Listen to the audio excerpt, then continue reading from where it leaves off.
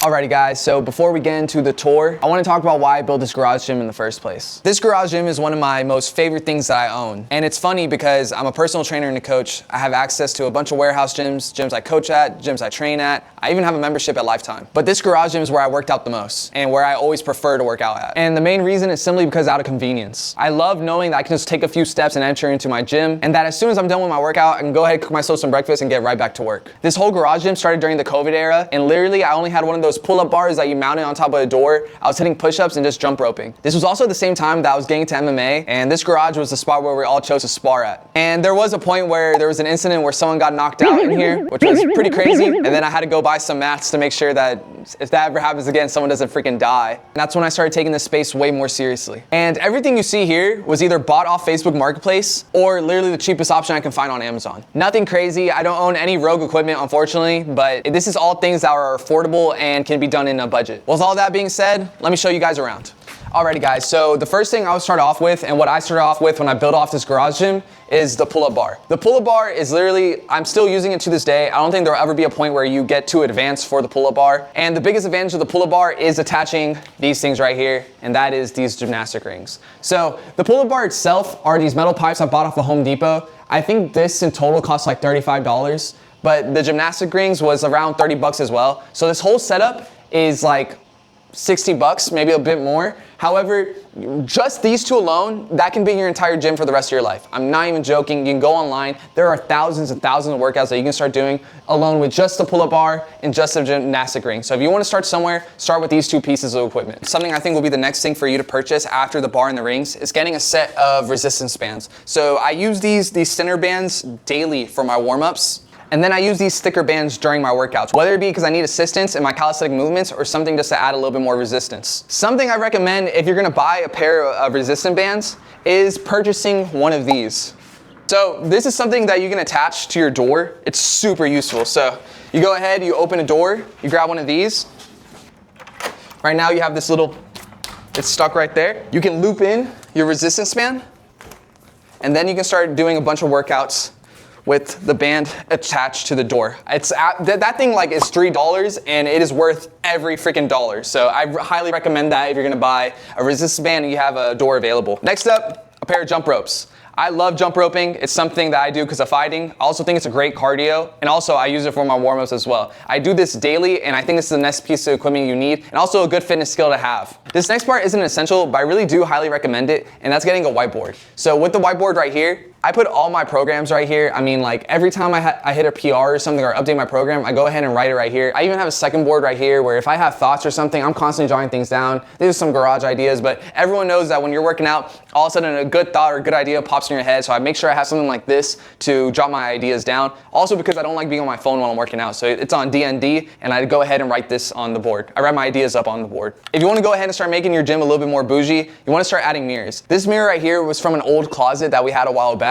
This mirror right here is when we remodeled my bathroom. This mirror is the only one that I actually bought, and I got it off Amazon. It's these shatterproof mirrors for gyms, and I think it was around $70. And these two mirrors right here are both from Walmart. It's like something you can get for your closet. I know they're both like $8 each, so I got two of them, stacked them on top, and it's $16 in total. So that's how I set up this entire gym with mirrors. And a little detail that I also added to the walls is a clock. I use this clock all the time, whether it be for rounds, for timing things, for Tabata workouts. I use this way more than I thought I would. I got it just to have a little centerpiece, and it's now been a staple in my workouts. Also, not to mention, the garage mascot. He was a little thing I got from the thrift store. I thought he would be a super funny addition to the gym. And honestly, there's a little like cord bundle right here, and his ear hides it perfectly, which I really like. And I really like him, so he's the mascot of our gym. If you follow my fitness page, then you know how much I love sandbags. This right here has changed my strength on the mats. I mean, I don't know where I would be without this. My jiu-jitsu like strength in general has translated so well from the gym to the mats because of the sandbag, and it's something I promote all martial artists to start using. So this sandbag in total was, I'm pretty sure the sandbag itself was around $70, and then the filling and the sand itself would be like another 20 bucks. So this right here is $90 in total, I would assume, but this alone will unlock hundreds and hundreds of workouts and will have the best bang for your buck, whether it comes to strength for combat sports. I have more of the grown man weight over here. Believe it or not, all these weight plates were free. My friend's dad had a bunch of these laying around and he gave it to us for free. So I got all these weight plates completely for free, but the weight tree itself was not free. I had to buy this off Amazon for, actually I do not remember the price at all, but I'll go ahead and pull that up and put it on the screen once I figure it out. But I got this weight tree and I used to have these on the floor. So something I would recommend if you're buying weight plates, please buy a weight tree ASAP. For starters, you're gonna save your fingers a lot and it's so much more space efficient having it like this. So I have typical Olympic plates, but then I also have a bunch of cap plates. The cap plates, I don't even know where I got these from. I swear they've been in this house like forever. The reason I have a bunch of 2.5 cap plates is because a dude on OfferUp gave it to me a while back after some deal we had. I forgot what I bought for him, but what's it called? He gave me a bunch of 2.5, so I just kept them. And this right here might be my most prized possession in this garage. This has been a recent addition. I got it maybe like 2 or 3 months ago off a Facebook Marketplace deal. I got this thing for $100. So it's obviously a beautiful bag and it fits well into like who I am as a mixed martial artist. I am constantly hitting this thing. My Sundays are consisted of hitting the heavy bag. I absolutely love this thing. The retail price for this is $350 filled. However, like I said, I got it filled and I got it for around $100. He even threw in some more things. He threw this aqua bag, which I'm not gonna lie, I barely use, but I still like having it. It's super badass. And if you can see right here, I have an Everlast bag. It's like a super medium-sized bag, and it's good for moving and hitting, but in the end of the day, I think we all know that the banana bag is my favorite type of bag to use. All right, so now that we're over here in this section, let's talk about what's here. So first, I'm gonna start off with the foam rollers. I have 2 foam rollers. I have a standard one, which is one of these where you probably seen this in commercial gyms. However, I've moved on from that. I barely touch on one anymore and I have one of these. This is called a rumble roller. It has all these spikes on it and it gets into those knots a whole lot more deeper than that foam roller does. So that foam roller is usually for my mom and I go ahead and use this one. I feel like you're an athlete, please get the spiky foam roller. It's gonna give you the best deep tissue massage you could ever think of. All right, these right here are called gravity boots and this might be the best piece of equipment you can get for rehab after the foam roller. So you go ahead and you latch up these boots onto your ankles. So once these are on your ankles, you go up to whatever pull-up bar you have, reach up, twist, hook on to the bar, and then let go. Ooh.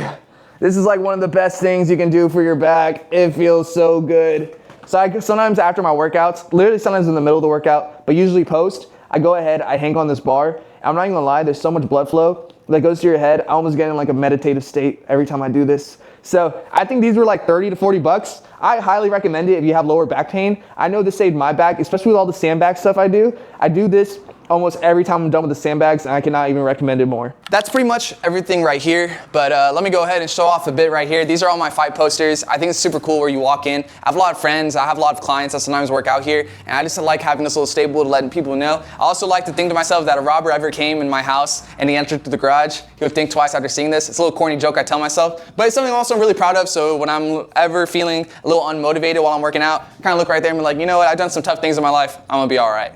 And I guess we need to move on to the next part, and the whole reason why this became an official gym is because I had to get flooring. Me and my friends were doing a bunch of sparring, and like I said, someone did get KO'd in here, so I got a bunch of matting. It used to be some cheap matting from Home Depot, but I went ahead and made the investment. Costco had these really good thick pads I ended up buying.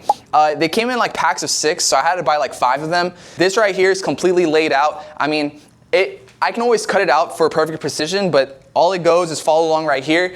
I have enough room just to hit the bag, move around it. I even have this little corner padded right here, and obviously it goes right here all around. I think it gives a nice official look to the gym. It's also something I get compliments a lot. I also can walk here barefoot now without worrying about my feet getting too dirty. I simply just have to mop this like every 2 weeks or something if I do plan on sparring here, and I love it. Next up, I have one of these adjustable benches. I don't do too many bench exercises. However, this is something that you never know when you really need it. I've been doing a lot of ATG workouts recently, so having a little bench like this has allowed me to do those workouts. You also never know, like I said, when you do need it. So I think this was around 60 bucks. However, like I said, most of my workouts are either on the sandbag or on the bar. I do like having the option of having an adjustable bench, and for whatever training style you might do, a bench might be a necessity. So I got this one. It's called the Flybird. I got it off of Amazon. That's all I remembered, and it was a pretty good price, so that's why I bought it. So right here, this is kind of like my MMA section. I have a bunch of tie pads right here, Fairtex tie pads. I have these sandable hand mitts I use so sometimes when I'm hitting pads or sometimes when I'm holding pads for clients. I have some back gloves I sometimes use when I'm hitting the Fairtex bag. This is my weight belt. This is a necessity for me while I'm doing my body weight workouts, like on the bar. I like to go ahead, tie this up so I can add weights to my dips, add weights to my pull-ups, and this has gotten me so freaking strong. If you've not gotten into weighted calisthenics, please give it a shot. I mean, it gives you superhuman strength. Right here's where I keep my MMA bags and stuff. So right here, I go and I air dry all my stuff. I have my Fairtex gloves, Fairtex shin pads. If you're not air drying your stuff and you're just kind of leaving it in your bag, it's the fastest way to ruin your gear. It's gonna get so stinky. You need to be air drying your stuff. So this is a little $20 rack from Walmart, actually. And I go ahead every day when I'm done with my training, I hang up my gloves, hang up my shin pads. I even have a Garmin heart rate monitor that gets sweaty. My wrist wraps, they get sweaty. So I go ahead, I hang everything here so everything's fresh and ready for me to go when I need to use it next time. I leave my keys right here just to air dry. So this whole section right here is kind of based on MMA. And the last thing would be these fans right here. So this, I'm not gonna turn it on because I don't wanna mess up the audio quality, but this is something that I bought to circulate the whole place. I do not have, this place is not insulated and I don't have an AC like some other gyms do have. However, I just turn this on, turn that on, and it just gives me some good breeze. It is super humid here in Houston, Texas. However, a part of me likes to sweat and it makes me feel more grudgier inside this garage gym. And I feel like it gives a little bit punk, which I like about this gym. Something that you don't really get from commercial gyms too much. Alrighty guys, so I hope I gave you some inspiration on how to build your own garage gym. If you have any questions, leave them in the comments. But this is my garage gym. I mean, there's always gonna be improvements. There's gonna be things I maybe take out or add in. I think something I do really wanna add in the future is an assault bike. However, those are pretty expensive, and if there's a good deal on Facebook Marketplace, I might go ahead and invest one. But this thing is what I said earlier, it's a project. It's always gonna constantly evolve with me. It's gonna, maybe I'm taking things out, adding things in, whatever it may be. I'm super excited. I hope wherever you are with your garage gym, this helped you give some inspiration or answer any questions you might have. So yeah, more videos to come guys. It's the first YouTube video and I hope you guys enjoyed. Peace.